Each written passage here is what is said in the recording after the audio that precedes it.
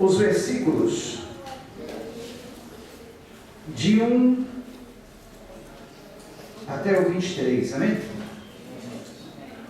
O texto é um tanto longo, mas é necessário que nós leiamos todo dia. Diminui um pouquinho o agudo, aí sai essa microfonia. Isso. Mateus 13, a parábola do semeador. Tá joia, deixando permanecendo assim, está ali ótimo. Naquele mesmo dia, Jesus saiu de casa e assentou-se à beira-mar. Reuniu-se ao seu redor uma multidão tão grande que por isso ele entrou num barco e assentou-se. Ao povo reunido na praia, Jesus falou muitas coisas por parábolas, dizendo: o semeador saiu a semear. Enquanto lançava a semente, parte dela caiu à beira do caminho, e as aves vieram e a comeram. Parte dela caiu em terreno pedregoso, onde não havia muita terra, e logo brotou, porque a terra não era profunda. Mas quando saiu o sol, as plantas se queimaram e secaram, porque não tinham raiz. Outra parte caiu entre espinhos, que cresceram e sufocaram as plantas. Outra ainda caiu em boa terra, deu boa colheita, a 100, 60 e 30 por 1. Aquele que tem ouvidos para ouvir, ouça. Os discípulos aproximaram-se dele e perguntaram: por que falas ao povo por parábolas? Ele respondeu: a vocês foi dado o conhecimento dos mistérios do reino dos céus, mas a eles não. A quem tem será dado, e este terá em grande quantidade. De quem não tem, até o que tem lhe será tirado. Por essa razão eu lhes falo por parábolas, porque vendo eles não veem, e ouvindo não ouvem, nem entendem. Neles se cumpre a profecia de Isaías: ainda que estejam sempre ouvindo, vocês nunca entenderão. Ainda que estejam sempre vendo, jamais perceberão. Pois o coração desse povo se tornou insensível. De má vontade, ouviram com seus ouvidos e fecharam seus olhos. E se assim não fosse, poderiam ver com os olhos, ouvir com os ouvidos, entender com o coração e converter-se, e eu os curaria. Mas felizes são os olhos de vocês, porque vocês veem, e os ouvidos de vocês, porque ouvem. Pois eu lhes digo a verdade: muitos profetas e justos desejaram ver o que vocês estão vendo, mas não viram, e ouviram o que vocês estão ouvindo, mas não ouviram. Portanto, ouçam o que significa a parábola do semeador. Quando alguém ouve a mensagem do reino e não a entende, o maligno vem e arranca o que foi semeado em seu coração. Este é o que foi semeado à beira do caminho. Quanto ao que foi semeado em terreno pedregoso, este é aquele que ouve a palavra e logo a recebe com alegria. Todavia, visto que não tem raiz em si mesmo, permanece pouco tempo. Quando surge alguma tribulação ou perseguição por causa da palavra, logo abandona. Quanto ao que foi semeado entre os espinhos, esse é aquele que ouve a palavra, mas a preocupação dessa vida e o engano das riquezas a sufocam, tornando-se infrutífera. E finalmente, o que foi semeado em boa terra, este é aquele que ouve a palavra e a entende, e dá uma colheita de 100, 60 e 30 por 1. Vamos orar? Pedir para que Deus faça com que a palavra dele, a boa semente, possa prosperar em nosso coração, possa gerar frutos, e assim nós possamos ir crescendo, nos amadurecendo, dando frutos a 100, 60, 30 por 1. Senhor Deus, nós te louvamos pela tua palavra eterna, nós te louvamos pela tua palavra que é doce, nós te louvamos pela tua palavra que nos alimenta, nos fortalece, nos guia, nos dá a direção. Te louvamos porque nessa noite nós podemos aprender mais da tua palavra, e através desse aprendizado, reunindo experiências na nossa vida, nós podemos, ó Pai, amadurecer, crescer em Ti. Peço por todos aqui, por cada uma das famílias, por cada um dos casais, por cada uma das pessoas aqui, para que sejam fortalecidos na Tua graça e no Teu conhecimento a cada dia mais. E cada dia mais tenhamos interesse e desejo em ouvir a Tua palavra, e não somente ouvir, mas também praticarmos em nosso coração, no nosso dia a dia. Em nome de Jesus te agradecemos. Amém. Nos dias em que Jesus esteve aqui, nessa terra, pregando a palavra, haviam pelo menos 4 tipos de ouvintes que ouviam seus ensinamentos. Como eu falava domingo passado, havia os religiosos. Esses religiosos eram divididos em 3 grupos. Os saduceus, que era aquele grupo da elite religiosa, a parte rica do sacerdócio, homens que vinham de famílias abastadas e conservavam, permaneciam na tradição oral e escrita dos judeus. Esses eram os saduceus. Depois dos saduceus, nós tínhamos um outro grupo que era mais recluído. Tinha o grupo dos essênios. Esses essênios se recluíam em cavernas, se recluíam nos desertos, eles ficavam excluídos de toda a sociedade, eram inclusive contra o templo, contra as práticas do templo, porque eles interpretavam literalmente as escrituras e eles gostavam tudo ao pé da letra, seguindo nos mínimos detalhes todos aquelas particularidades da lei. Esse então era o grupo chamado os essênios. O terceiro grupo religioso era conhecido como o grupo dos fariseus. Esse grupo foi o mais atacado pelo Senhor Jesus Cristo, o mais criticado, e eles eram conhecidos por causa da sua hipocrisia.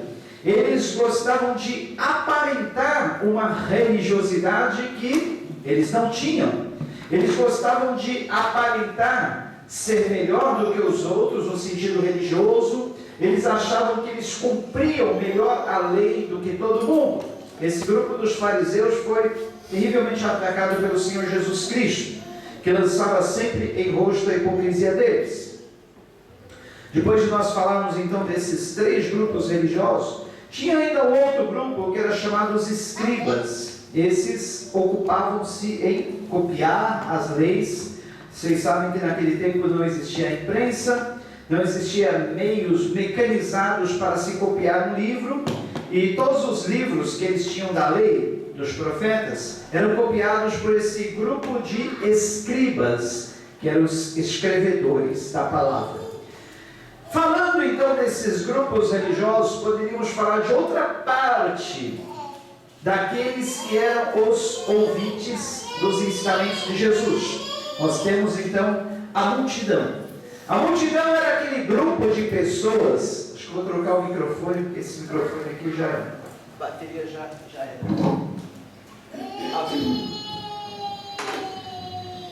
Havia esse está muito alto. Havia então esse grupo de seguidores de Jesus Cristo, não propriamente seguidores, mas vamos denominar multidão, que era aquele grupo de pessoas que muitas vezes acompanhavam o Senhor Jesus Cristo, muitas vezes estava ali ouvindo os seus ensinamentos, mas não eram bem seguidores do Senhor Jesus Cristo. No meio da multidão tinha tantos religiosos, no meio da multidão tinha tantos fariseus, no meio da multidão tinha tantos escribas, no meio da multidão tinha os publicanos, no meio da multidão tinha toda a classe de pecadores, e muitos deles gostavam de ouvir os ensinamentos de Jesus Cristo. Muitos até por curiosidade, querendo saber se realmente aquele Raboni da Galileia, o mestre nazareno, era realmente o Messias ou não. Então eles gostavam de conferir aquilo que Jesus falava. Muitos criticavam, dizendo assim, que ele não estava pregando exatamente aquilo que os profetas diziam. Outros diziam que sim, outros diziam que não. Mas na verdade, Jesus Cristo ele veio para, como ele falou, trazer uma divisão à terra. haveria aquele grupo dos que aceitariam os seus ensinamentos e o grupo dos que não aceitariam. E entre essa multidão havia um outro grupo que se destacava, que era exatamente os discípulos do Senhor Jesus Cristo, os seguidores. Vocês sabem que Jesus Cristo teve o grupo mais próximo dele, que eram os seus 12, e depois desses 12, temos um outro grupo de seguidores, discípulos de Jesus, que não estavam sempre com ele, mas seguiam seus ensinamentos, aceitavam seus ensinamentos como verídicos, acreditavam que realmente ele era um mestre vindo da parte de Deus, e realmente davam crédito àquilo que o Senhor Jesus Cristo ensinava. Jesus Cristo, ele é chamado mestre por excelência.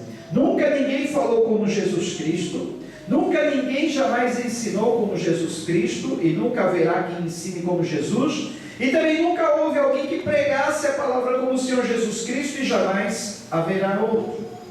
Jesus Cristo, ele tinha por hábito ensinar o povo por parábolas. O que são parábolas? Histórias verídicas ou não, usadas para explicar uma verdade. Por que histórias verídicas ou não? Algumas histórias realmente aconteceram ou eram extraídas dos fatos, daquilo que acontecia no dia a dia, principalmente ali na cultura judaica, e outros eram histórias contadas, mas para ilustrar uma verdade. Sendo verídicas ou não essas histórias, elas sempre ilustravam uma verdade. E por que Jesus ensinava por parábolas? Boa pergunta, né? Por que Jesus Cristo gostava de ensinar por parábolas? Porque, olha, Jesus Cristo tinha um diferencial como mestre, que é incrível. Ao mesmo tempo que ele ensinava, querendo que um grupo entendesse a palavra, por outro lado, era desejo dele, e isso era proposital, que outro grupo não entendesse. Está me entendendo? Quando ele pregava a palavra, quando ele ensinava, ele queria que uma parte da multidão que o ouvia entendesse, e que outra parte não. Mas como isso? Como que um mestre ensina a dar alguma lição e deseja que os seus alunos não aprendam, não entendam? Olha, para que se cumprisse a Escritura, se todos entendessem a mensagem do Senhor Jesus Cristo, se todos aprendessem, todos seriam seus discípulos, concordam comigo? Todos seriam seus seguidores.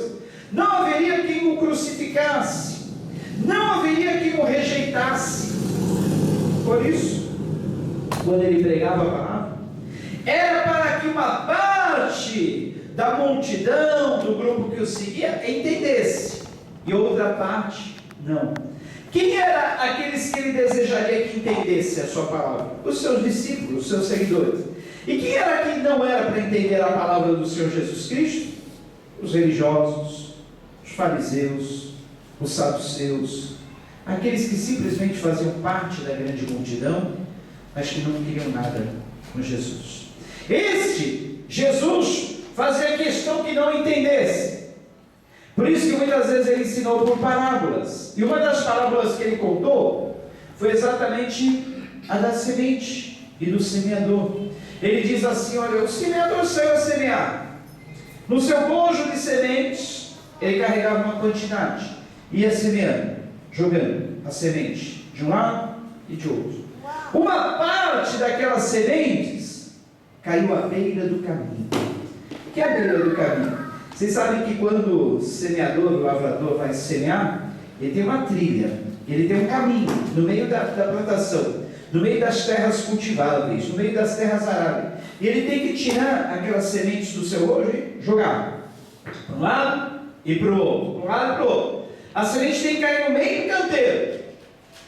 Mas naquele trabalho do semeador, algumas sementes não caem no meio do canteiro, caem na beirada, na beira do caminho. O que acontece com aquelas sementes que caem na beira do caminho? Elas não vão germinar, não vão crescer, não vão produzir frutos. Geralmente vêm as aves do céu e comem, porque estão ali visíveis à beira do caminho. não se aprofundaram na terra, não caíram no solo cultivado. Aí Jesus fala que o semeador continua fazendo o seu trabalho de semear. Uma parte da semente caiu à beira do caminho, outra parte já caiu no solo rochoso. No meio do canteiro tem uma parte que é boa, terra fofa, terra revolvida, mas também no meio do canteiro tem uma terra, aquele solo árido, seco, pedregoso, não foi revolvida direito, e uma parte da semente caiu ali. O que significa isso? Que essa semente, ela vai até germinar, brotar, mas quando bater o sol, vai queimá-la, ela vai secar, vai murchar, porque não teve raiz, profundidade para se enraizar na terra. Aí Jesus continua falando do semeador, dizendo que outra parte que ele semeou caiu no meio de espinhos. Quem arou a terra, arou bem uma parte, na outra parte deixou pedras e na outra parte deixou espinheiros.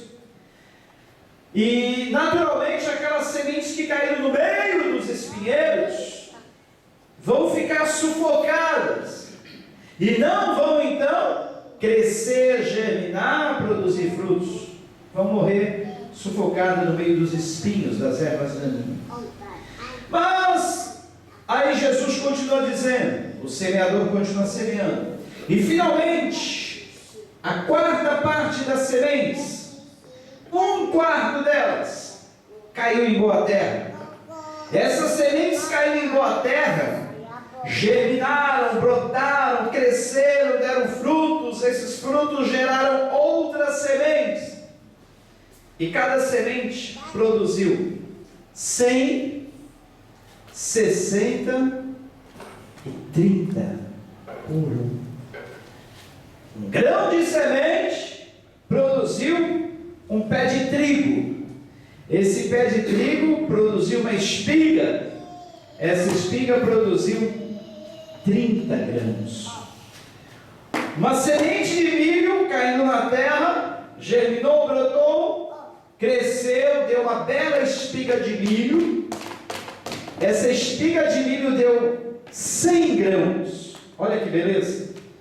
Uma semente multiplicando a 100, outra a 60 e outra a 30.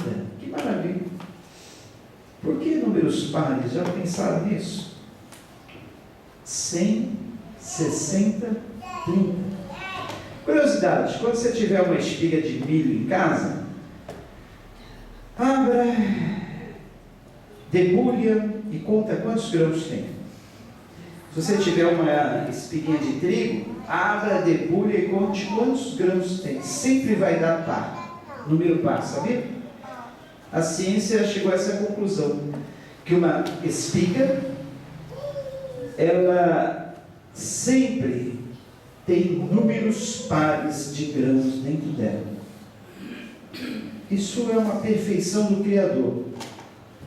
Isso significa que quando Deus criou todas as coisas, Ele fez de uma forma lógica, de uma forma uniforme, de uma forma que não deixa dúvida que realmente Ele é o Criador. Quanta sabedoria no Criador! Ele fazer com que cada espiga produza um número par de grãos. Faça isso em casa quando você tiver um tempo. E depois me fala, eu contei realmente, cada espiga tinha um número par de grãos. Interessante, né? Então, são detalhes da criação que a gente fica às vezes maravilhado, mas sempre terão números pares. Por isso que aqui os números são 100, 60 e 30 por um. Aí Jesus, ao falar essa parábola, continuou andando, continuou seguindo o seu caminho. Os religiosos foram para um lado, os fariseus, saduceus, aqueles que simplesmente estavam ali entre a multidão por curiosidade, se retiraram e ficaram um grupo seleto. Um pequeno grupo daqueles que se interessam em aprender a palavra, ouvir a palavra, praticar a palavra. Sempre aqueles que gostam de ouvir a palavra, os ensinamentos e o estudo da palavra, é sempre um grupo pequeno, viu? É um grupo seleto. Não pense que é a multidão que gosta de ouvir a palavra, estudar a palavra, seguir os ensinamentos de Jesus. É sempre um grupo seleto. Por isso que nós somos um pequeno grupo na sociedade. Somos um grupo seleto. Aqueles que gostam de ouvir os ensinamentos do Senhor Jesus Cristo. Aí, estando Jesus presente com esse grupo seleto, eles tiveram curiosidade. Mestre, por que tu ensinas por parábolas? Aí Jesus deu essa resposta que eu dei agora no início. Porque era assim, exatamente para que um grupo entendesse e outro grupo não. Aí eles perguntam sobre a parábola do semeador. E essa parábola, Jesus, que tu contou sobre o semeador, exatamente isso. Essa parábola do semeador significa exatamente aqueles que ouvem a palavra de Deus e a recebem. Uns ouvem a palavra de Deus e recebem-na com alegria no coração. Só que assim que a palavra de Deus é recebida no coração, vem o inimigo, lança dúvidas, vem o inimigo, lança incertezas, vem o inimigo, sopra no ouvido, essa palavra que você ouviu não é para você não, Deus não vai te abençoar, olha, esqueça,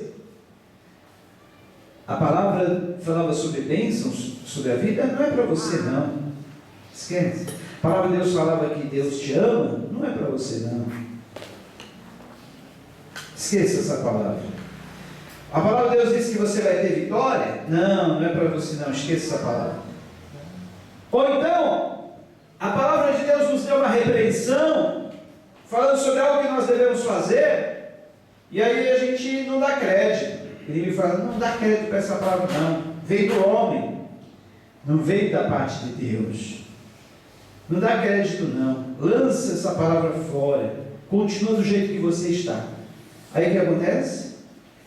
A palavra, a boa semente que ia ser semeada no coração foi arrancada, o maligno arrancou. E a vida da pessoa não muda, continua do mesmo jeito. Porque para que a nossa vida mude através da palavra, nós temos que deixar ela brotar no nosso coração.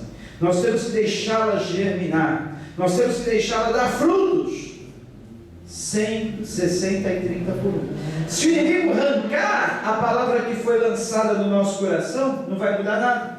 E o intuito da palavra na nossa vida o que é? Nos mudar, trazer transformação. Se nós estávamos tendo uma conduta errada, o propósito da palavra é corrigir a nossa conduta. Se nós estávamos desencorajados, o propósito da palavra é nos deixar encorajados, fortalecidos, animados, se nós estávamos fracos. A palavra de Deus ela tem um propósito na nossa vida. E para que esse propósito se cumpra, temos que deixá-la germinar. Mas se o inimigo arrancar essa palavra do nosso coração, não vai produzir frutos. Aí Jesus falou do segundo grupo. Aqueles que a semente caiu à beira do caminho. Aliás, esse foi o primeiro que eu já falei. Aquele segundo grupo da semente que caiu no solo rochoso. Não tinha raiz. Não se aprofundou, ficou na superfície, veio o sol, queimou e a planta se secou.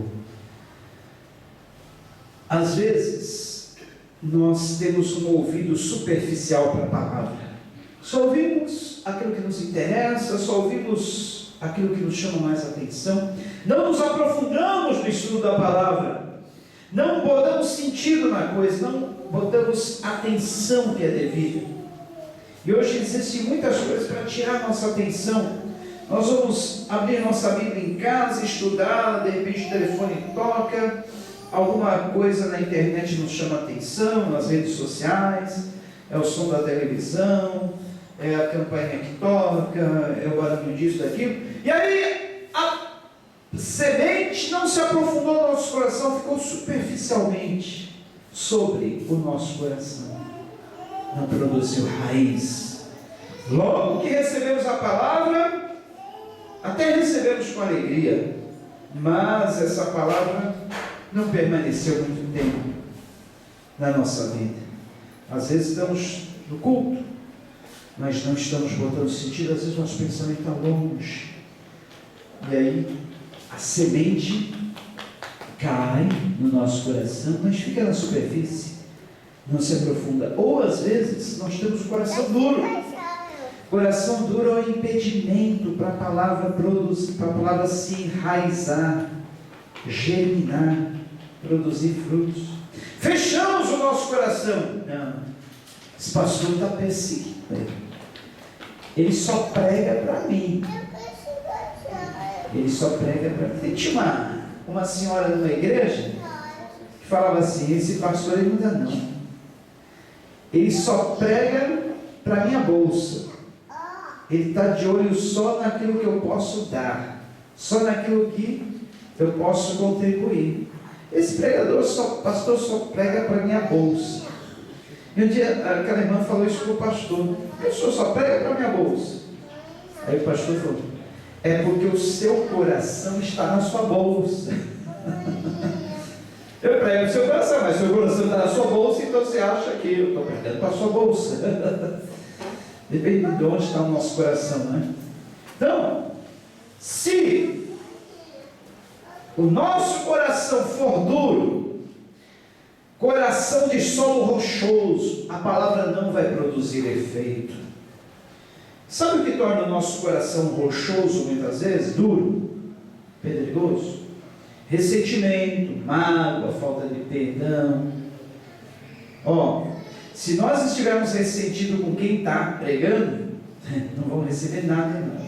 Que vamos criar uma barreira. Tudo que vier, bate. Não produz efeito. Não produz, sabe? Por isso que palestrantes, eles sempre são orientados a primeiro conquistar o auditório, para depois então dar a palestra. Porque se alguém tiver alguma barreira logo de cara, com aquele palestrante, pode ser o melhor palestrante do mundo. Se a pessoa logo de cara criar uma barreira contra ele, não vai receber nada, de nenhuma palavra vai entrar no seu coração. A mesma coisa é o pastor que prega. Se a ovelha tiver alguma barreira no coração, não recebe nada do que for pregado. Pode estar anos na igreja. Se tiver alguma coisa contra, não recebe. Que nem uma certa vez, o pastor, ele ensinando os jovens pastores a como pastorear uma igreja, ele disse assim: olha, reconheça na sua igreja quem é ovelha, quem é bode. E aí os jovens pastores aprendendo com eles: como é isso, pastor? Como que a gente pode saber quem é ovelha e quem é o bode? O pastor, geralmente ele usa o cajado e a vara, né? Dê uma varadinha no rebanho, dê uma cajadada no rebanho, você vai saber quem é bode e quem é ovelha. O bode vai berrar, vai dar amarradas, vai recalcitrar, vai teimar, vai se endurecer, vai abrir a boca. A ovelha não, ela vai ficar muda, vai abaixar a cabeça e vai aceitar. Então, aquela foi uma lição que ficou para sempre nos jovens discípulos. É assim que reconhece na igreja quem é ovelha e quem é bode. O bode reclama quando vem a cajadada, quando vem a varada. A ovelha não, abaixa a cabeça e ela aceita. Ela é submissa. Então aí, olha, a dica. E olha que tem gente na igreja que às vezes me surpreende. 20, 30 anos, ainda às vezes deixa o bode se manifestar. Como é que pode isso, né? É porque às vezes deixa o velho homem agir. E aí vem a atitude do bode. Mas nós temos que ser ovelhas. Ovelhas. Jesus Cristo, em Isaías 53, a Bíblia diz que ele, como ovelha muda perante os seus tosqueadores, ele não abriu a boca, ele não reclamou, não xingou, não fez cara feia, seguiu o seu caminho. E às vezes murmuramos, reclamamos, nos queixamos, simplesmente porque a palavra de Deus é pregada e nós não aceitamos a correção. Alguém já disse: quer arranjar inimigos? Fale a verdade. Seja sincero. Não precisa mais nada para arrumar inimigos, né? Seja sincero com a pessoa, fale a verdade, custe o que custar, serão inimigos. Mas nosso papel é falar a verdade, é mostrar a verdade, é ensinar, não deixar as pessoas doerem, correto? Aí Jesus, continuando a explicar a parábola do semeador, ele falou da parte das sementes que caiu à beira do caminho, da parte que caiu no solo rochoso, que eu acabei de falar, coração duro, a palavra não se enraiza, e outra parte das sementes caiu no meio dos espinhos. Estes a sufocaram e ela não cresceu, não deu frutos, não deu semente. O que é a semente que caiu entre os espinhos? Às vezes nós recebemos a palavra de Deus no nosso coração, saímos alegres. Só que em seguida, dobramos a esquina e logo vem os pensamentos, preocupações. A palavra nos falou sobre provisão. A palavra nos falou sobre bênçãos, que Deus vai abençoar a nossa vida. Nós ficamos contentes, alegres, amém. Deus vai me prosperar, amém. Deus vai prover, amém. Deus vai abençoar. Aí, amém. Mal chegamos ali na esquina, o inimigo lança, vem as preocupações na nossa vida. Ai, amanhã tem aquela conta para pagar. Semana que vem tem aquele compromisso. Eita, eu estava tão feliz que Deus vai me prosperar, abençoar. Esqueci que eu estou desempregado. Como que Deus vai me abençoar desempregado? Não crê que Deus é poderoso para abrir portas, para fazer qualquer coisa, qualquer milagre, que Ele é o dono do ouro e da prata, que Ele é o Deus de toda a provisão, que Ele é o Jeová Jiré. Esquecemos, aí vem aquela preocupação, é mesmo? Não. E o que diz a palavra sobre a fé? Sem fé é impossível agradar a Deus, porque é necessário que aquele que se aproxima de Deus creia que Ele existe, que Ele é o quê? Galardoador, presenteador daqueles que o buscam. Se nós não tivermos fé, nós não agradaremos a Deus. E ter fé é acreditar que Ele existe e que Ele é presenteador, galardoador daqueles que o buscam. Então, se você está aqui buscando a Deus, saiba que você não está buscando a Deus em vão, mas que Deus vai te presentear por isso, amém? Você não saiu da sua casa numa quinta-feira à noite em vão. Por isso que muitos não vêm. Ah, não, para que eu vou lá? Ouvir o que eu já sei. Ah, não, já tem domingo para quê? Mas quanto mais, quem não quer ser mais abençoado? Quanto mais abençoado, melhor, né? Se quiser ser pouco abençoado, vem uma vez por semana, uma vez cada 15 dias, uma vez por mês. Você vai ser abençoado mais pouco. Agora, se quiser ser bastante abençoado, vem no domingo à noite, vem na quinta, vem no domingo de manhã. Quanto mais bênção, melhor, né?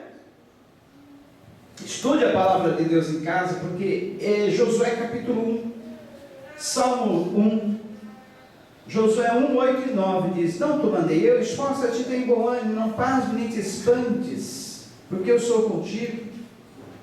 Não cesses de falar das palavras desse livro da lei, dia e noite, medita nele, fale dele, porque meditando nele, farás prosperar o teu caminho, e te irás bem em tudo. Olha só, há uma bênção para aqueles que meditam no livro da lei, para aqueles que estudam a palavra, para aqueles que buscam entendê-lo.